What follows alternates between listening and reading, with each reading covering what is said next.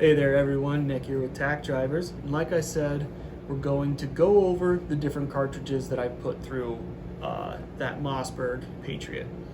Up first, we're going to talk about the 124 grain. Obviously, when we were at 25 yards, I had a nice little line that all the rounds went in, and when we pushed it out to 50 yards,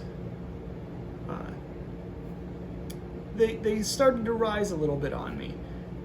It seemed like the further out we went with that 124 grain, being the cartridge that it is, it's lighter, it just kept moving up.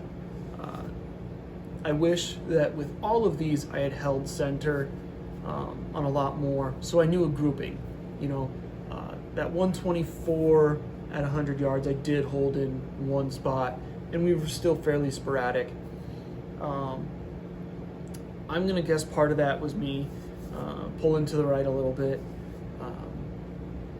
because I don't think I would have pushed up on it as I fired, causing the bullet to come up as much as it did. The 145 grain overall, I would say, performed the best, and we had the tightest grouping with. Just like the 124, I wish on all of these I had just held center as I went through. The 145 grain I thought was definitely the closest, even out there, especially out at 100 yards. I aimed just high left of that diamond, and we had a decent grouping with that. The 165 grain, I remembered from when I started editing all of the other ones, and that was actually the last cartridge I shot. I started out with just the 124, 45, and the 180 grain. The 165 grain, I found out that's what they had sighted it in with, and that's why I decided to do another video with that. That being said, for them sighting it in at around 150, it should have been a lot closer than it was. So we don't know if something on the scope maybe got bumped while it's traveled from there to here, but they are definitely going to strap it down. They're going to re-sight it in, and maybe I'll get another video with it later on, and I'll try to compare the same cartridges, and maybe I'll split it up a little different than I did this one, or this round of them, but that will be at a later date and to be determined. However, at 25 yards it dropped just a little bit, or I was hitting low, I should say. Maybe I shouldn't say that it dropped, but I was hitting low. And that distance grew the further we went out. At 50 yards, it dropped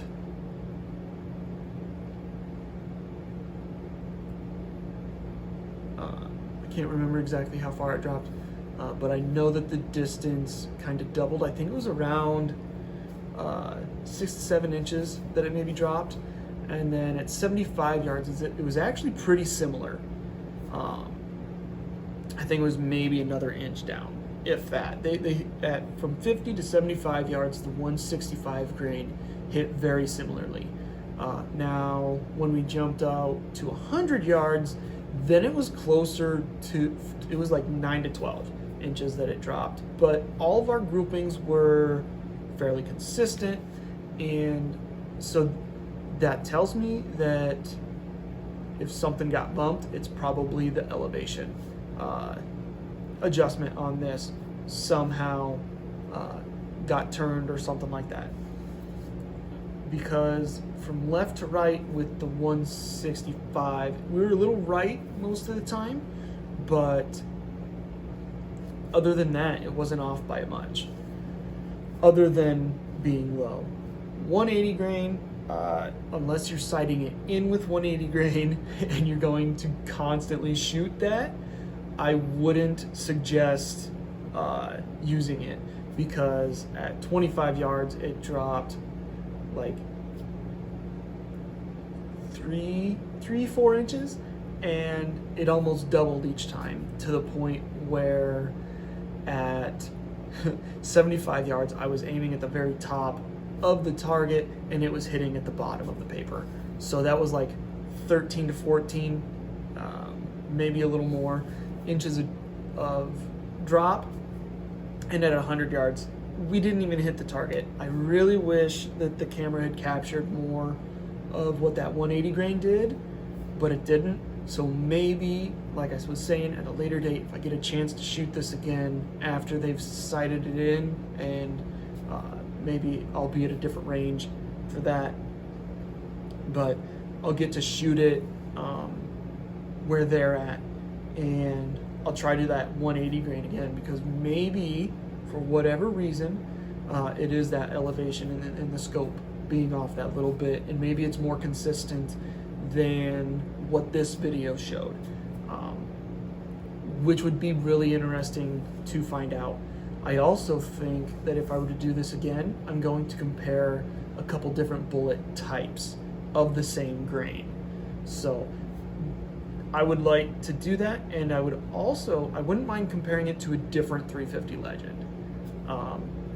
Whether it's a different brand with their bolt action, like a Savage or something like that. But either way, something like that I think would be pretty fun to do, and I would look forward to doing that. But that's really all we have on those different cartridges. Just in case you missed it with the other ones, the Mossberg Patriot comes with the buttons for putting a strap through. Your clip release is here on the bottom. You just gotta push that and it comes out.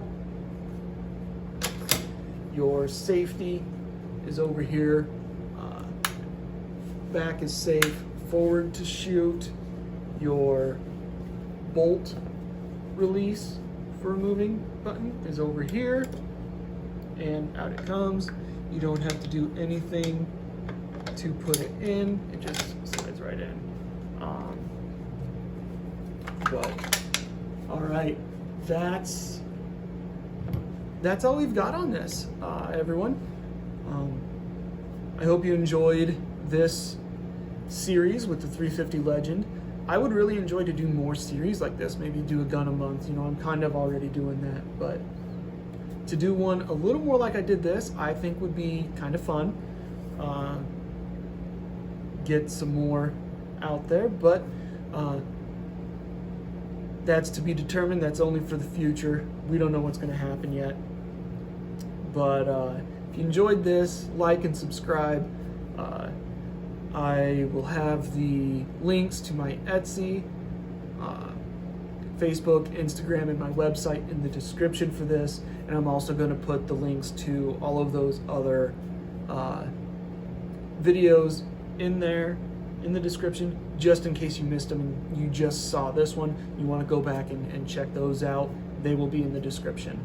But thanks for watching, everyone.